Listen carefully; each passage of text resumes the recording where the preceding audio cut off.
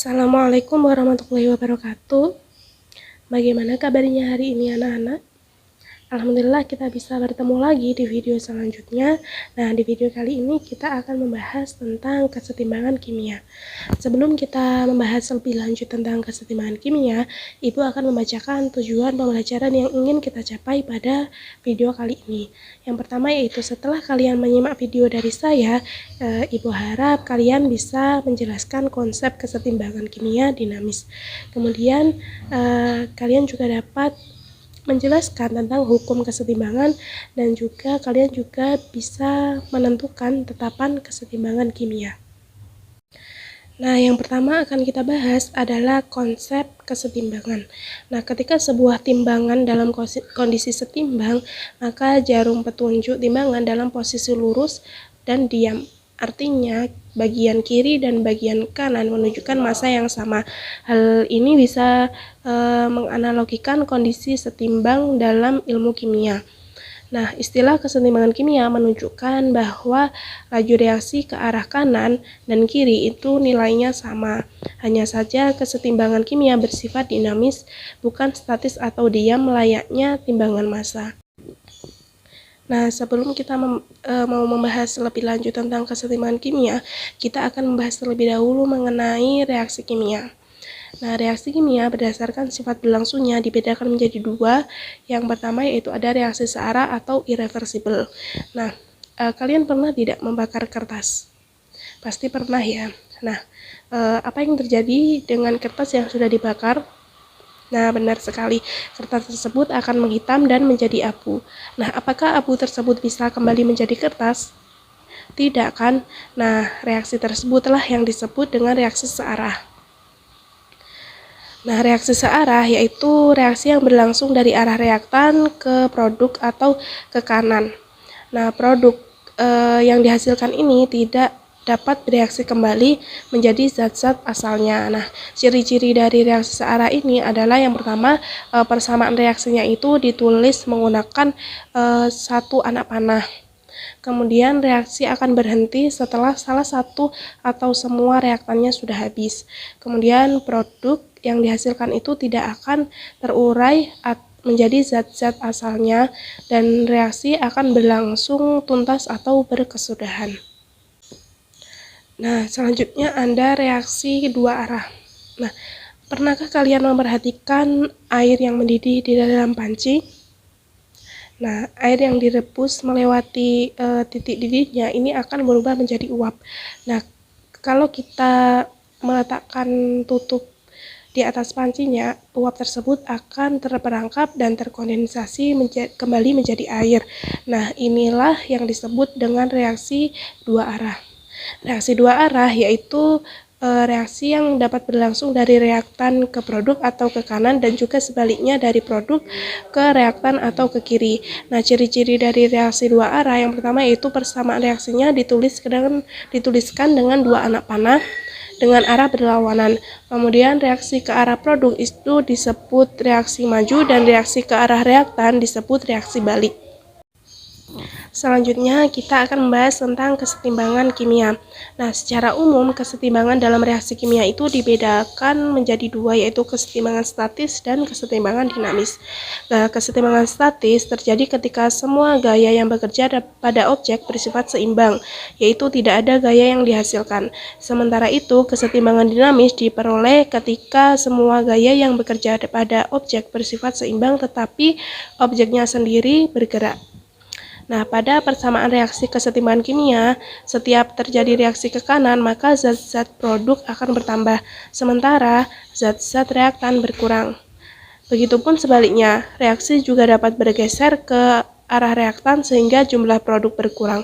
Akibatnya, terjadi lagi reaksi ke arah kanan. Nah, demikian ini terjadi terus-menerus sehingga secara mikroskopik terjadi reaksi bolak-balik atau dua arah pada reaksi kesetimbangan. Nah, keadaan seperti ini dikatakan bahwa kesetimbangan bersifat dinamis. Keadaan dinamis ini hanya terjadi dalam sistem tertutup. Nah, kita akan mengetahui bahwa kesetimbangan dinamis ini mempunyai ciri-ciri yaitu reaksinya berlangsung dua arah dalam dalam ruang tertutup. Kemudian laju reaksi ke kiri dan ke kanan itu sama besar dan tidak terjadi perubahan makroskopik, tetapi perubahan terjadi secara mikroskopik. Selanjutnya kita akan membahas tentang macam-macam kesetimbangan. Ada dua macam, yaitu homogen dan heterogen. Yang pertama ada homogen. Nah, kesetimbangan homogen adalah suatu kesetimbangan yang di dalamnya terdapat zat-zat dengan wujud yang sama. Contohnya adalah N2 dengan wujud gas plus 3H2 dengan wujud gas menjadi 2NH3 dengan wujud gas. Jadi di sini wujudnya itu sama, yaitu gas. Pada contoh selanjutnya juga gas semua dan contoh ketiga juga gas semua. Di sini disebut dengan kesetimbangan yang homogen. Kemudian ada kesetimbangan heterogen. Nah, kesetimbangan heterogen adalah suatu kesetimbangan yang di dalamnya terdapat zat-zat dengan wujud yang berbeda. Contohnya adalah ada C dengan wujud solid plus H2O dengan wujud gas menjadi CO wujudnya gas plus H2 menjadi wujudnya gas. Nah, di sini ada wujud yang berbeda pada setiap zat-zat tersebut. Contoh yang kedua juga sama, di situ ada solid dan gas, ada juga liquid. Kemudian contoh yang ketiga juga ada larutan, terus ada liquid juga. Baik, untuk selanjutnya kita akan membahas tentang hukum dari kesetimbangan. Nah, pada keadaan setimbang, perbandingan hasil kali konsentrasi produk yang dipangkatkan dengan koefisiennya terhadap hasil kali konsentrasi reaktan dipangkatkan koefisiennya adalah tetap.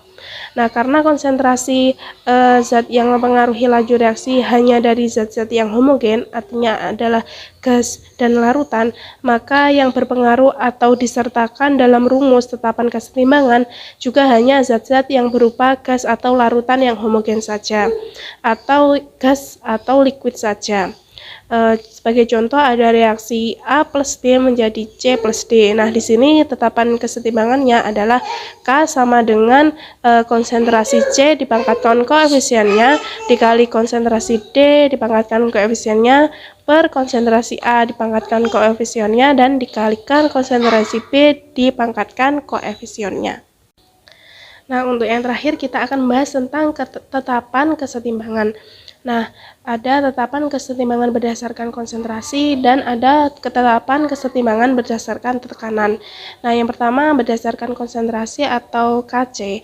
Nah, KC adalah tetapan kesetimbangan berdasarkan nilai konsentrasi, yaitu perkalian konsentrasi hasil reaksi dipangkatkan koefisien, dibagi konsentrasi reaksi dipangkatkan koefisiennya. Nah, fase yang hanya diperhatikan di sini hanya gas dan larutan saja. Nah, ada dua macamnya, yaitu ada yang homogen dan heterogen. Tadi sudah kita bahas bahwa yang homogen itu dia mempunyai wujud zat yang sama, sedangkan heterogen dia memiliki wujud zat yang berbeda. Baik, untuk yang homogen terlebih dahulu, di sini ada reaksi di mana dia mempunyai wujud yang sama, yaitu gas. Nah, untuk tetapan atau KC-nya itu adalah kita menuliskan yang produknya terlebih dahulu. Jadi konsentrasi SO3 dipangkatkan koefisiennya yaitu 2, kemudian per atau kita bagi dengan reaktannya. Ada SO2 pangkat 2 plus O2. Yang heterogen adalah tadi dengan wujud yang berbeda, di situ ada solid, ada gas. Nah, tetapi di sini kita hanya pakai yang gas saja, yang homogen. Jadi solidnya tidak kita pakai atau tidak kita dituliskan ke rumusnya. Di sini ada reaksinya tersebut, kemudian KC-nya kita memilih yang gas saja, yaitu yang dari produknya dulu ada CO2 pangkat 3, koefisiennya ada 3, kemudian per dari reaktannya ada CO pangkat 3, seperti itu. Nah, kemudian yang selanjutnya ada tetapan kesetimbangan berdasarkan tekanan atau KP. Yang tadi kan berdasarkan konsentrasi KC, sedangkan sekarang berdasarkan tekanan yaitu KP. Nah, KP adalah tetapan kesetimbangan berdasarkan tekanan, yaitu ada perkalian tekanan gas hasil reaksi dipangkatkan koefisien dibagi tekanan gas reaksi dipangkatkan koefisiennya juga. Nah, di sini fase yang diperhatikan hanyalah gas. hanyalah gas ya. Nah, jadi reaksi di atas itu karena semuanya wujudnya gas, maka kita tuliskan semuanya di rumus. Kp sama dengan ada konsentrasi atau bukan konsentrasi ya, tekanan gas dari produknya SO3 dipangkatkan koefisien per tekanan gas dari reaktannya ada SO2 pangkat 2, kemudian ada O2.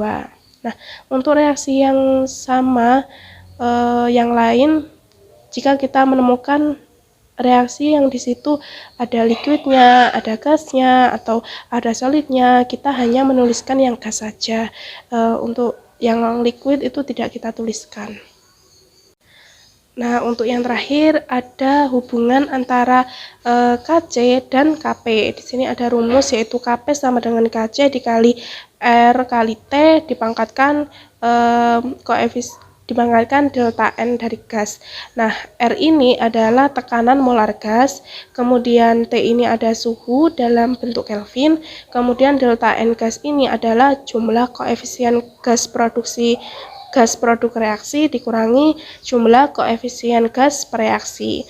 Nah, untuk Kc sendiri tadi kan tetapan kesetimbangan berdasarkan konsentrasi, sedangkan Kp tadi tetapan kesetimbangan berdasarkan tekanan. Itu yang dapat saya sampaikan, semoga bermanfaat. Kita bisa bertemu di lain hari lagi ya. Terima kasih sudah menyimak video ini sampai akhir, kurang lebihnya mohon maaf. Wassalamualaikum warahmatullahi wabarakatuh.